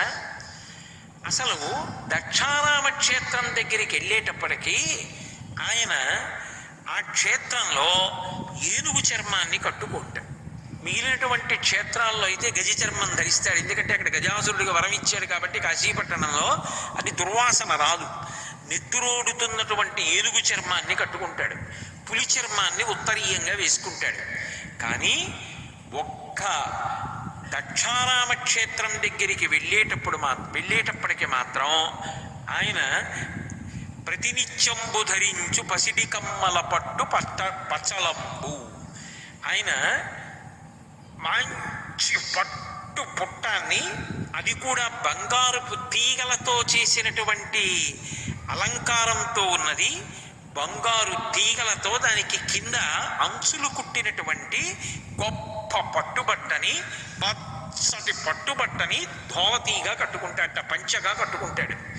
కాబట్టి ఒక్క ఆ క్షేత్రం దగ్గరికి వెళ్ళేటప్పటికి మాత్రం ఆయన మిగిలినటువంటి క్షేత్రాల్లో ఏనుగు చర్మాన్ని, పులి చర్మాన్ని కట్టుకోటాడు.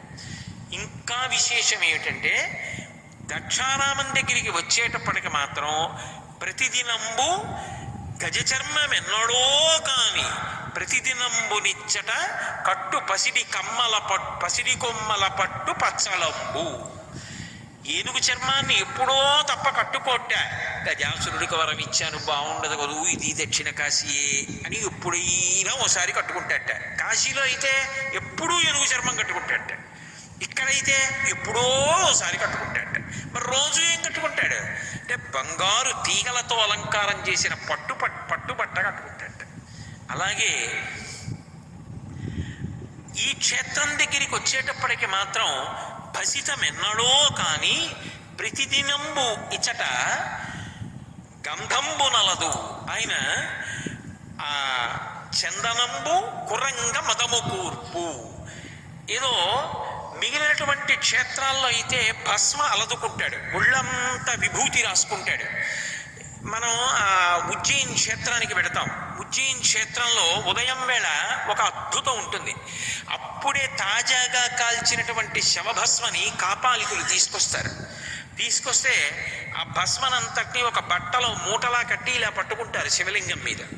ఆడవాళ్ళని తలమించి బట్ట వేసుకుని కళ్ళు మూసుకోమంటారు, మగవాళ్ళే చూస్తారు. చూస్తున్నప్పుడు ఆ భస్మ యొక్క ఆ బట్ట మూట మీద చేత్తో కొడతారు అర్చకులు. కొడితే అది అప్పుడే కాలిన తాజా శవం ఆ భస్మ శివలింగం మీద అభిషేకంగా పడుతుంది. మిగిలిన ఏ క్షేత్రంలోనైనా సరే ఇలా నీళ్లు పోసి అభిషేకం చేసేసి విభూతి తీసుకొచ్చి తడిపి ఆయనకి 3 విభూతి రేఖలు పెట్టి కొంచెం చందనం పెట్టి బొట్టు పెడతారు.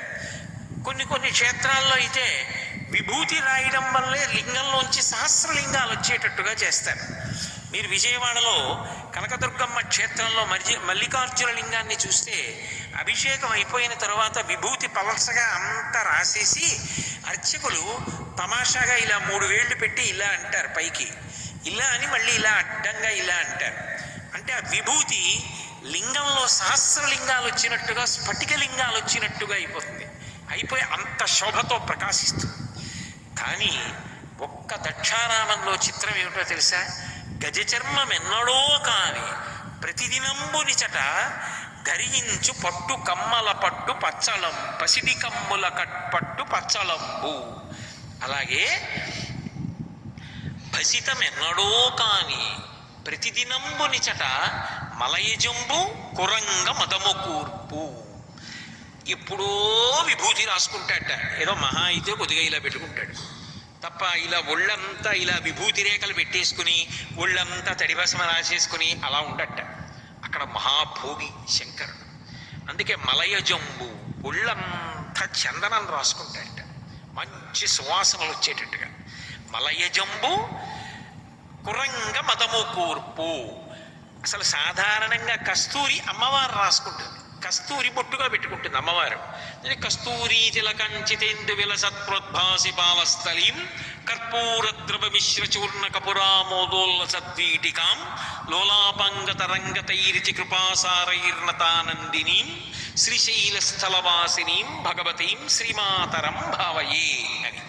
కానీ దక్షారామ క్షేత్రంలో విచిత్రం ఏమిటంటే మలయజంబు కురంగ మదము కూర్పు. ఒంటి నిండా కస్తూరి రాసుకుంటాట, మంచి అప్పుడే తీసినటువంటి చందనం ఒళ్ళంతా అలదుకుంటాట. అసలు ఆయనకే సుగంధిం పుష్టివర్ధనం అని పేరు. దానికి తోడు మహాభోగిగా ఒళ్ళంతా ఇవన్నీ అలదుకుంటాడు. నిడుద పాముల రాజు నిన్నడో కానీ కారహారంబు నిత్యము ధరించు. సాధారణంగా శంకరుడు మిగిలినటువంటి ఆభరణాలు పెద్ద ధరించడానికి ఇష్టపడడు, నిరాడంబరుడు. వేలి ఉంగరాలుగా కూడా ఆయన పాముల్ని పెట్టుకుంటాడు, చేతి కంకణాలుగా పాములు పెట్టుకుంటాడు, మెడలో పాములు వేసుకుంటాడు. సర్ప జాతినంత అనుగ్రహించాడు. కానీ ఒక్క దక్షారామంలో మాత్రం పావుల్ని మెళ్ళో వేసుకుంటాడు. ఇక్కడ వద్దులే అంటట. అక్కడేం వేసుకుంటాడు అంటే నిడుదల పాముల రాజు నిన్నడో గాని తారహారంబు నిత్యము ధరించు. పెద్ద పెద్ద ముత్యాల హారాలు వేసుకుంటాడు. ఒళ్ళంతా మంచి మంచి కంకణాలు అవన్నీ పెట్టుకుంటాడు. అంటే అంత భోగిగా ఉండేటటువంటి క్షేత్రం ఇది అంటే దక్షారామం. అలాగే నృకరంక రుండమాలలు ఎన్నడో కాని ఆయన ఏదో మెడలో ఎప్పుడూ కూడా పుర్రెల మాల ఒకటి వేసుకుంటాడు.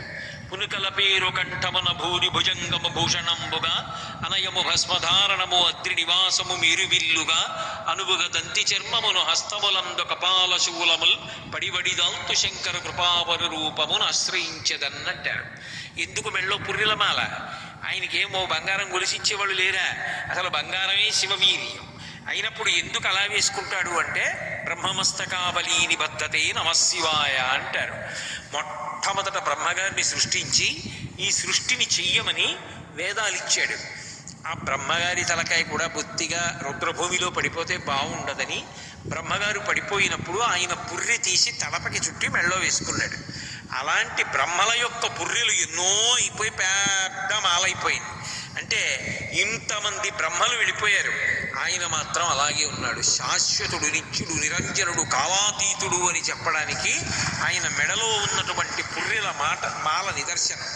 నృకరంకరుండమాలెన్నడో కాని ఆ దక్షారామ క్షేత్రంలో మాత్రం పుర్రెల మాలలు వేసుకుంటారు. పుర్రెల మాలలు వేసుకోకుండా దానికి బదులుగా మెడలో ఎప్పుడూ కూడా మంచి తారహారంబు నిత్యము ధరించు. ముత్యాలహారాలు, పూలదండలు ఇలాంటివన్నీ కూడా మెళ్ళో వేసుకుంటాట. కాట నడిచెక్కి ఎన్నడో కాని సాధారణంగా శివుడు ఎక్కడ ఉంటాడు అని అడిగారు అనుకోండి, శ్మశానంలో ఉంటాడు అంటారు. శ్మశానంలో ఉంటాడు అన్న మాటని జాగ్రత్తగా అర్థం చేసుకోవాలి. నిజానికి ఆయనకి శ్మశానంలో ఉండవలసిన అగత్యమే లేదు. అనుశాసనిక పర్వంలో భారతంలో పార్వతీదేవి అడిగింది, శంకర బ్రహ్మాండమైన కైలాసం ఉంది, ఎందుకండి అక్కడ ఉంటారు మీరు శ్మశానంలో అని. అయ్యో 2 కారణాలకు ఉంటారు పార్వతి. నేను అక్కడ ఉండకపోతే పిశాచాలు మొదలైనటువంటి ఉగ్రభూతాలు ఇళ్లల్లోకి చొరబడిపోతాయి. చొరబడిపోయి దైవారాధన చెయ్యనివ్వవు, మనుష్యుల్ని బాధపడతాయి. ఆ బాధ పెట్టకుండా మనుష్యుల్ని ప్రశాంతంగా బతకనివ్వడం కోసమని నేను శ్మశానంలో ఉండి తాండవం చేస్తూ ఉంటాను. అవి నా తాండవం చూస్తూ అక్కడ కూర్చుంటాయి. అక్కడ కూర్చుంటే ఇక్కడ వీళ్ళు సుఖంగా ఉంటారు. అదే పనిగా ఆయన్ని పట్టుకుని శ్మశానవాసి అని తిట్టారనుకోండి, ఏదో ఒకనాడు ఆయనకి ఒళ్ళు మండి నేను వదిలేసి మీలా మేడలో ఉంటానని చెప్పి వచ్చేసాడంటే అవన్నీ వచ్చి మీద అడిపోతాయి. ఆయన అక్కడుండి మన ఇక్కడ ప్రశాంతంగా ఉండనిస్తున్నాడు. అందుకున్నాను పార్వతి. 2 బతికున్నంత కాలం నా వాళ్ళు నాకు ఎంతుంది అంతుంది, అది చదివాను ఇది చదివాను, ఆ ఉద్యోగం ఈ ఉద్యోగం అంటాడు. శరీరం పడిపోయి కట్టెలలో కాలిపోయి జీవుడు ఒక్కడు లేచి నిలబడిన తరువాత చీకటి పడేసరికి అక్కడ ఉండేవాడు ఎవరు ఉండడు. అప్పుడు భయపడుతూ ఉంటే నేను ఉన్నానురా అని ఓదార్చడానికి అక్కడ నిలబడతానన్నాడు. కాబట్టి కాట నడిచెక్కి ఎన్నడో కాని దక్షవాటిక స్వర్ణ సౌధముల మీద ఆయన శ్మశాన వాటికలో ఎప్పుడో కానీ ఓసారి అలా వెళ్ళి రాట్టాడు. మరి ఎక్కడుంటాడు దక్షారామంలో అంటే స్వర్ణ సౌధముల మీద, కింద అంతరాలయంలో ఉండట. అందుకే మేడ మీద ఉంటాడు. మెట్లెక్కి పైకెక్కాలి. పైకెక్కితే పైన ఉన్నటువంటి ఆలయంలో శివలింగానికి అభిషేకాలు జరుగుతుంటాయి. కాబట్టి కాట నడిచెక్కి ఎన్నడో కాని దక్షవాటిక స్వర్ణ సౌధముల మీద పిశాచులనెన్నడో కాని ఇందు ముకులను ఎల్లకాలంబు తలచువి భీమేశ్వరుండు. ఆయన సాధారణంగా శంకరుడు పిశాచాది ప్రమదగణాలన్నింటినీ కూడా దగ్గర పెట్టుకుంటుంటాడు. అయితే మీరు ఒక ప్రశ్న వెయ్యొచ్చు, ఎందుకండి అలా పెట్టుకోవడం అని. నాకు 10 మంది కొడుకులు ఉన్నారు అనుకోండి, అందులో 3 ఐఏఎస్లు అనుకోండి, 3 ఐఏఎస్లు, 4 డాక్టర్లు, 2 ఐపీఎస్లు, ఒకడు పెద్ద జేబు దొంగ ఉన్నాడు అనుకోండి. నా షష్ఠి పూర్తికి ఐఏఎస్ఎల్ని ఐపీఎస్ఎల్ని డాక్టర్లని పిలుస్తానా, జేబు దొంగని కూడా పిలుస్తానా? వాడు జేబు దొంగ అయినా నా కొడుకు, అందుకని వాణ్ణి పిలిచి, ఒరే నాయన నా షష్ఠి పూర్తిరా, బంధువులందరూ వస్తారా, నీ విద్య ఇక్కడ ప్రదర్శించగరా, పరువు పోతుందిరా, నువ్వు ఇలా కూర్చో, ఇక్కడ ఉండు నా దగ్గరే అని కొడుకు కాబట్టి బయటికి వెడితే ఏం చేస్తాడో అని దగ్గర కూర్చోపెట్టుకుని వాడి వలన లోకమునకు అపకారం లేకుండా ఉత్సవం పూర్తయ్యేట్టు చూస్తాను. 10 మంది కొడుకులున్న తండ్రికి జేబు దొంగ కూడా తన కొడుకే అయితే షష్ఠి పూర్తికి పిలిచినప్పుడు లోకములన్నిటికీ ఆయన తండ్రి అయినప్పుడు పిశాచాలు నీ దగ్గరికి రానివ్వనంటే మరి ఎవరి దగ్గర చేర్చుకోవాలి? అందుకే పిశాచాల్ని కూడా దగ్గరే పెట్టుకుంటాడు. పిశాచాలు ఆయన దగ్గరే ఉంటాయి, వశిష్ఠాది మహర్షులు ఆయన దగ్గరే ఉంటారు. కాబట్టి ఎన్నడో పిశాచుల కాని ఇందుముఖులను ఎల్లకాలంబు తలచు భీమేశ్వరుడు. భీమనాథుడు పిశాచాల్ని దగ్గర పెట్టుకుంటా దక్షారామంలో. ఆయన చుట్టూ ఎవరుంటారో తెలుసా? రంభాది అప్సరసలు మొదలైనటువంటి వాళ్ళు నాట్యం చేస్తూ నిండు బేరోలగంలో ఆయన్ని సంతోషపెడుతూ ఉంటారట. చంద్రముఖులు లాంటి వాళ్ళందరినీ కూడా అప్సరసలు వాళ్ళ మధ్య కాలక్షేపం చేస్తూ మహాభోగిగా ఉంటాయట. అన్నిటికన్నా పరమాద్భుతమైన విషయం ఏమిటో తెలుసా? దక్షారామంలో ఏకాదశి నాడు అర్ధరాత్రి వేళ నిశ్శబ్దంగా అర్చకులు దక్షారామంలో అంతరాలయంలోకి వెళ్ళేటటువంటి ఆచారం ఒకటి ఉండేది. వెళ్ళి చప్పుడు అవ్వకుండా తలుపు తీసి పక్కన ఉన్నటువంటి అమ్మవారికి అయ్యవారికి ఏకాంత సేవ అయిపోయిందిగా, అందుకని జాగ్రత్తగా ఆ అయ్యవారిని ఒక్కడిని పక్కన ఏ భృంగిరిటి లాంటి వాడి ఉత్సవ విగ్రహాన్నో పెట్టుకుని ఆయన్ని తీసుకుని మెల్లిగా మెట్లు దిగి తలుపులేసేసి కిందన ఉన్నటువంటి మాణిక్యాంబ గుడిలోకి తీసుకెడతారు. అంటే వేశ్యవాడకి వెళ్ళాడని గుర్తు. అక్కడుంచి ఇంకా తెల్లవారక ముందే నిశ్శబ్దంగా అర్చకులు మళ్ళీ భృంగిరిటిని పరమశివుడి యొక్క ఉత్సవమూర్తిని తీసుకుని మెట్లెక్కి అక్కడ అమ్మవారు నిద్ర లేవకముందే అంతరాలయంలోకి చేర్చేసి తలుపేసి వచ్చేస్తారట. అంటే ఎందుకు అలా జరుగుతుంది అంటే హద్దులేని భోగం అనుభవిస్తారట అక్కడ. నిజానికి మాణిక్యాంబ ఎవరు? ఆయన ఇల్లాలే.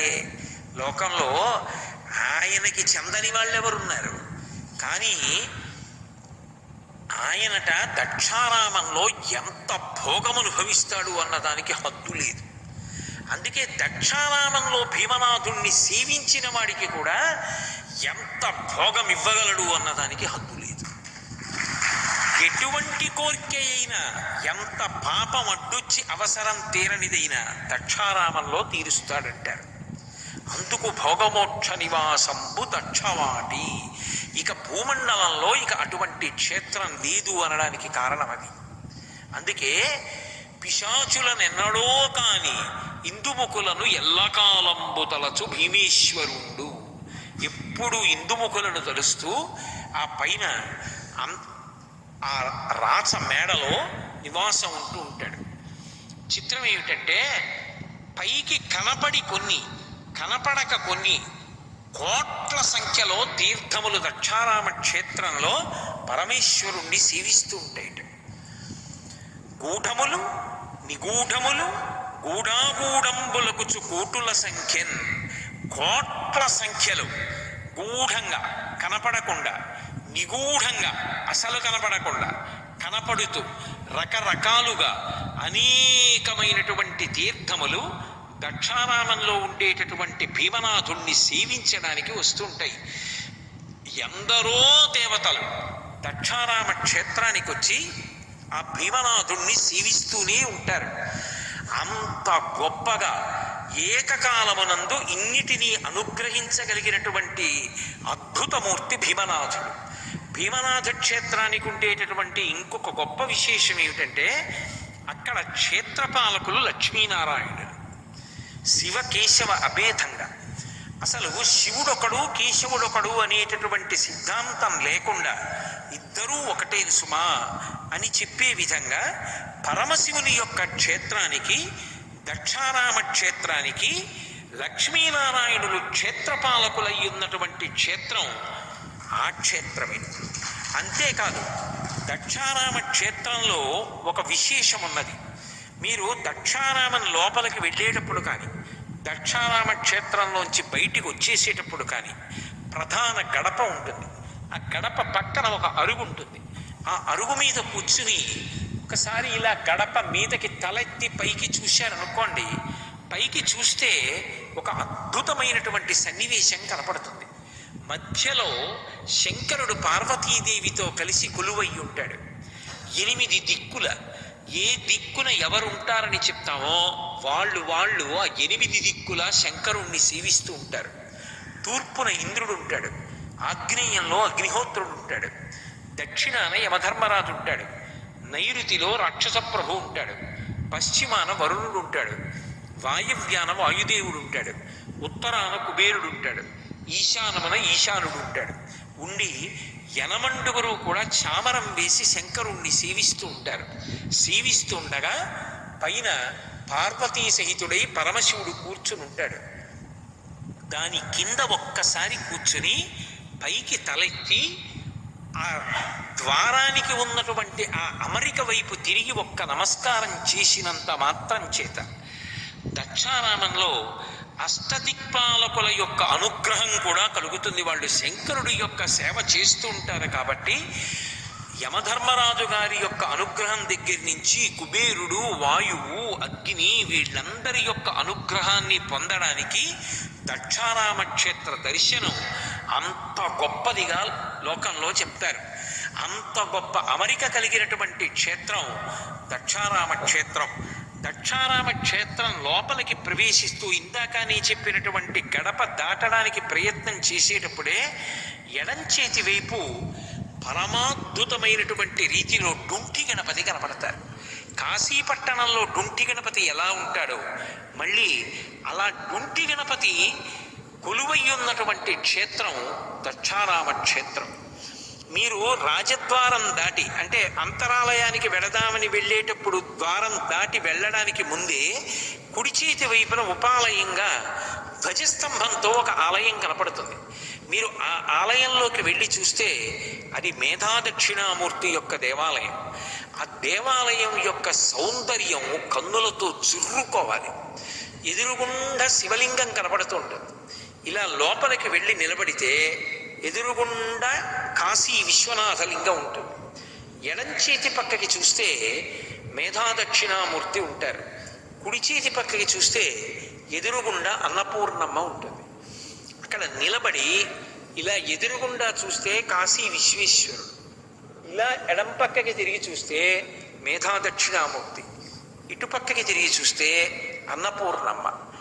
ఆయుక్కారకుడై మహానుభావుడు విశ్వనాథుడై ఎదురుకుండా దర్శనమిస్తాడు. అందుకే త్రిదళం త్రిగుణాకారం త్రినేత్రంచ త్రియాయుషం. త్రియాయుషం అన్న మాటకు అర్థం ఏమిటంటే 3 ఆయుర్దాయములను చూడగలిగినటువంటి అదృష్టాన్ని ఇస్తాడు. వార్ధక్యం అంటే పెద్ద వయస్సులో చేరుకుంటాడు, అపమృత్యు దోషాన్ని తీసేస్తాడు. మధ్యలో శరీరం పోవలసినటువంటి అగత్యాన్ని పోగొడతాడు ఒక్క మారేడు దళం చేత పోగొట్టి. త్రియాయుషం బాల్యము, యవ్వనము, కౌమారము ఈ 3 రకాలైనటువంటి ఆయుర్దాయాన్ని దాటి వార్ధక్యంలోకి వెడతాడు. అంటే దీర్ఘాయుష్మంతుడై కలియుగంలో 100 సంవత్సరములు బ్రతకమని ఆశీర్వచనం కనుక 100 సంవత్సరముల ఆయుర్దాయాన్ని పొంది భిన్నమైనటువంటి రీతిలో శరీరం విడిచిపెట్టవలసిన అవసరం లేకుండా అపమృత్యు దోషాన్ని తొలగించేటటువంటి రీతిలో మారేడు దళముల చేత పూజింపబడేటటువంటి విశ్వనాథ లింగము ఎదురుగుండా కనపడుతూ ఉంటుంది. కేవలము ఆయుర్దాయంతో ఉండి ప్రయోజనం ఏమిటి? దరిద్రంతో బాధపడకూడదు. ఒకరి దగ్గర చేయి చాపి తినవలసినటువంటి అవసరం ఉండకూడదు. బ్రతికి ఉన్నంత కాలం ఒకరి దగ్గర చెయ్యి చాపకుండా ఒకరికి పెట్టి తాను కడుపు నిండా తినగలగాలి. అందుకే అనాయాసేన మరణం వినా దైన్యేన జీవితం. దైన్యం లేని జీవనం కావాలి. అలా దీనత్వం లేకుండా హాయిగా తాను కడుపు నిండా తిని 10 మందికి అన్నం పెట్టగలిగినటువంటి శక్తి దీని వలన వస్తుంది అంటే అన్నపూర్ణమ్మ యొక్క అనుగ్రహం చేత వస్తుంది. ఎదురుగుండా అన్నపూర్ణమ్మని మీరు చూసి తీరాలి. కుడి చేతిలో ఇలా గరిట పట్టుకుని ఉంటుంది, ఎడం చేతిలో అమృత పాత్ర పట్టుకుని ఉంటుంది. అలా పట్టుకుని ఉన్నటువంటి తల్లి మీరు ఇలా నిలబడితే ఎదురుగుండా ఆయుక్కారకం, ఇలా కుడి చేతి పక్కకి తిరిగితే బ్రతికున్నంత కాలం లోటు లేకుండా అన్నం పెట్టగలిగినటువంటి అన్నపూర్ణ. కేవలముగా దీర్ఘాయుర్దాయాన్ని పొందడం, బతికున్నంత కాలం రోగం లేకుండా తినడం, అదే నా జీవితానికి పరమార్థం కాదు. చిరంజీవన్నే వక్షపిత పశుపాశ వ్యతికర పరానందాభిజ్ఞం రసయతిర్సం తద్భజనవాన్ అంటారు సౌందర్యలహరిలో శంకరాచార్యుల వారు. ఆ తిన్న అన్నం ఒక్కటే కాదు, అన్నంతో పాటు జ్ఞాన వైరాగ్య సిద్ధ్యర్థం భిక్షాం దేహీ చ పార్వతి. ఆ అన్నపూర్ణమ్మ జ్ఞాన వైరాగ్యములను ఇవ్వాలి. ఏదో ఒక వయస్సులో 3 తరాలు చూసేసిన తర్వాత అయినా ఈ సుఖాలన్నీ సుఖాల, భగవంతుణ్ణి నమ్ముకుని కష్టమైన సుఖమైన సాక్షి మాత్రంగా గాలి విడిపోతున్నప్పుడు సన్నజాజి పందిరి మించి వెడితే అబ్బా సువాసన అంటారు, కుక్క కళేబరం మించి వెడితే అబ్బా దుర్వాసన అంటారు.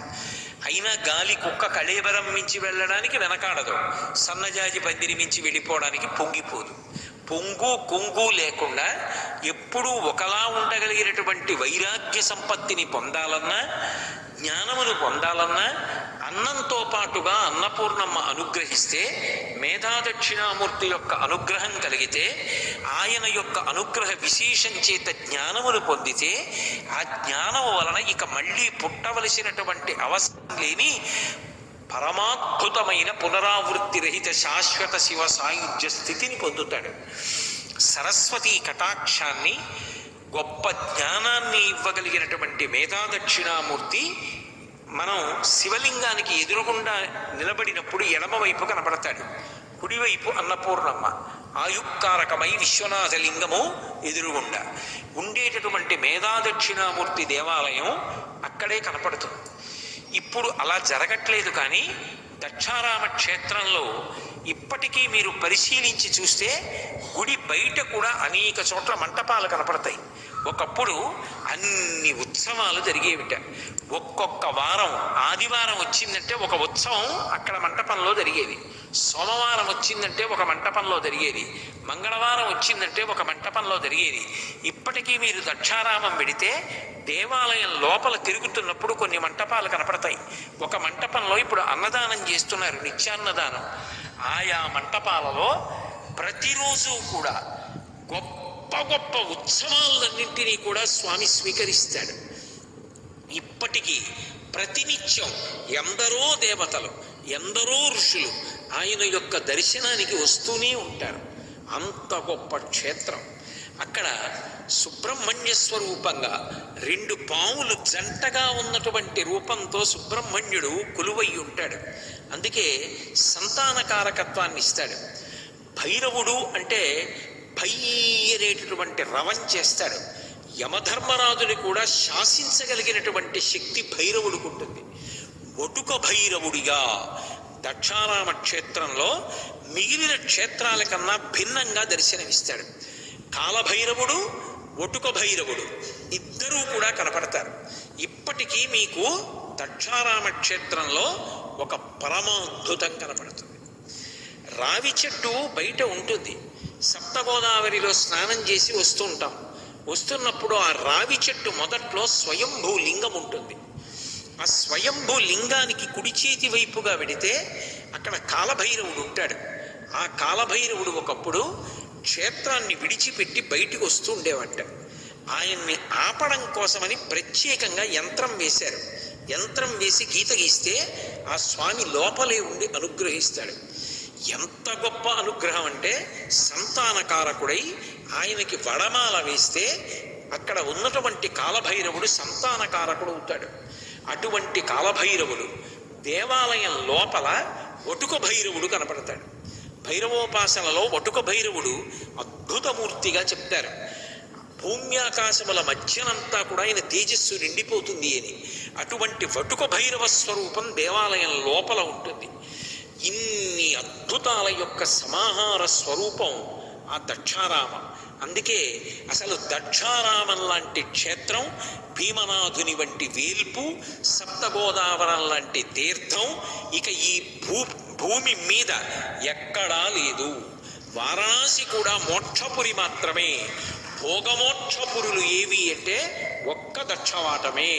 అంత గొప్ప క్షేత్రం దక్షారామమని మనకి మహానుభావుడు ఆ భీమేశ్వర పురాణంలో శ్రీనాథ మహాకవి అందించాడు.